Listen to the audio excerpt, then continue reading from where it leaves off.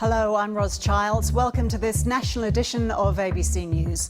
On a day when Labor politicians head back to Canberra fearing the worst following a resounding election defeat in WA.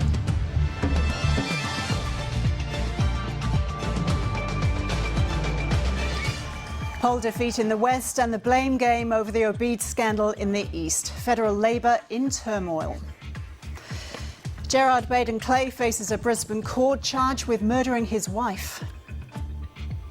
Cardinals celebrate Mass and pray for guidance ahead of this week's conclave and the election of a new pope. And a brief respite from the drug scandal encircling the Sharks. Cronulla win a close one against the Titans. It's the easiest thing I've done all week, to be honest. Couldn't wait to play.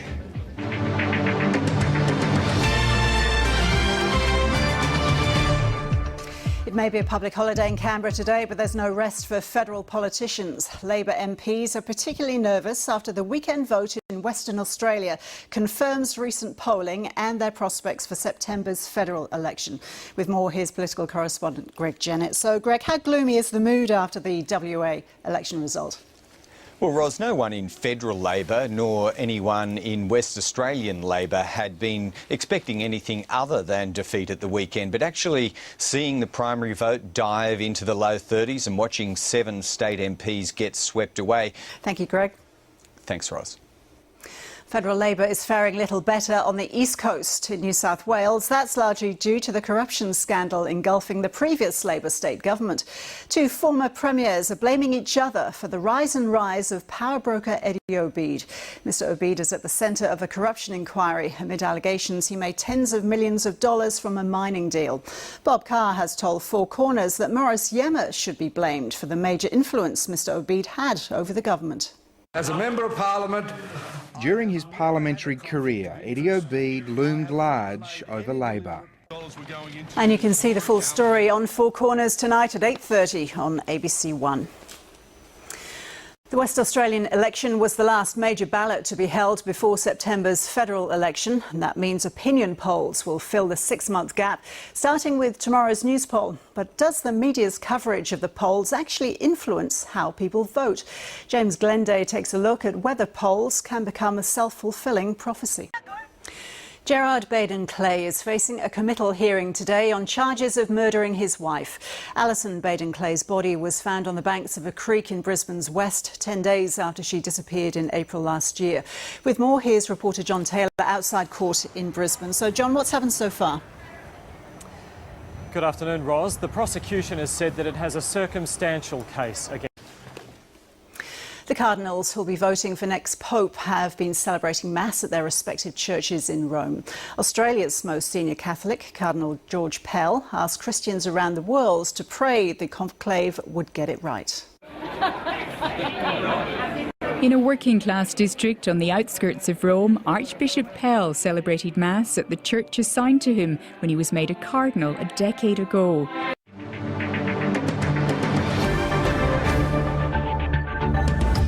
Time for our first market check of the week. Here's finance reporter Alicia Barry. So, Alicia, jobs are going at building products maker CSR. Well, that's right, Ros. CSR says it will slash 150 jobs from its Viridian manufacturing business in Sydney. CSR is blaming the high Australian dollar and weak residential and commercial construction activity for the job cuts. The company will close its glass manufacturing plant at Ingleburn in Sydney's southwest in July, and a processing plant at Wetherill Park, also in the city's southwest, will be merged with a nearby facility in Erskine Park by January next year. Alicia, a flat day on the market today. What's holding back trade? Well, Ros, the Australian share market has had fairly mixed leads. Signs of a fragile recovery in China have tempered optimism about the US economy. Given China's importance for the resources exporters, the big mining stocks like BHP Billiton and Rio Tinto are weighing down trade today. Readings on China's industrial production, retail sales and consumer price inflation for February all printed worse than forecast. In contrast, contrast, there was a better than expected reading on the US jobs market, which pushed Wall Street to a new record, its fourth in as many days on Friday.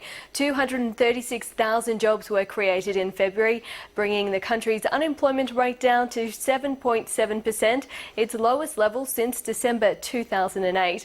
Well, a quick check of the market boards now, and the broader Australian share market is managing to edge a little higher. The All Ordinaries Index up 6 points. If we take a look at some of the top movers, the retailer JB Hi-Fi is leading the pack, up around 3%. Seven West Media not too far behind, but leading the market lower, Rio Tinto's off around 2%, as is Atlas Iron.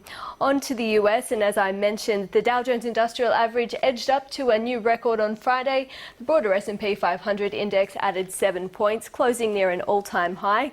And Japan's Nikkei is up around 0.2% in early trade.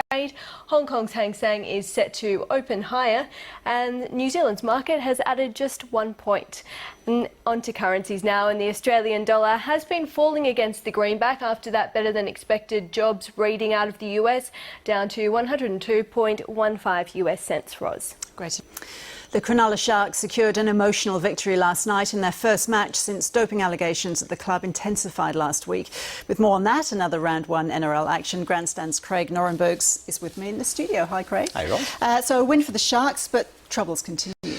Well, rugby league is back, and normally that's something to really celebrate. Beautiful day in Sydney. The crowds were out. There were lots of blue banners around. But why were they there? Why did they have a packed crowd? Because troubles in rugby league. The Sharks played very well, but of course, hanging over the top of this is this pall of investigations into the club as a result of the Asada investigations, which are ongoing. And I'd expect them to go top 4 again this season. All right, Craig, good to see you. Thank you. Thank you. Well, it is hot in Melbourne. Let's take a look at the national weather now. Here's Vanessa O'Hanlon.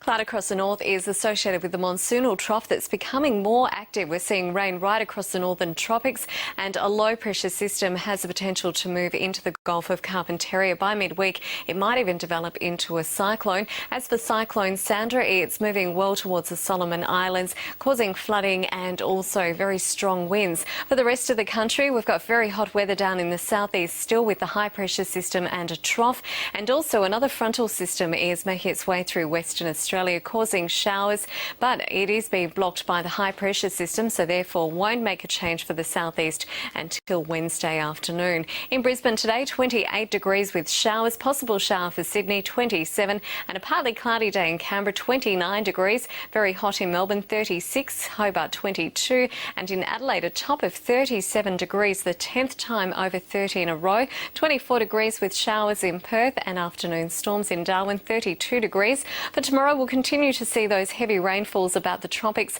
particularly along the northern coast of the Northern Territory. Band of rain moving more towards the southeast. Unfortunately, most areas missing out. The south coast of South Australia might just get a little bit. For the capital cities tomorrow, 27 degrees in Brisbane with a few showers. Similar conditions in Sydney, and still partly cloudy in Canberra, 29 degrees. Not a lot changing in the southeast. Adelaide 38, Melbourne 36, and even hotter in Hobart, 29 degrees. A cooler day for Perth, 22, and afternoon storms about Darwin, 32 degrees.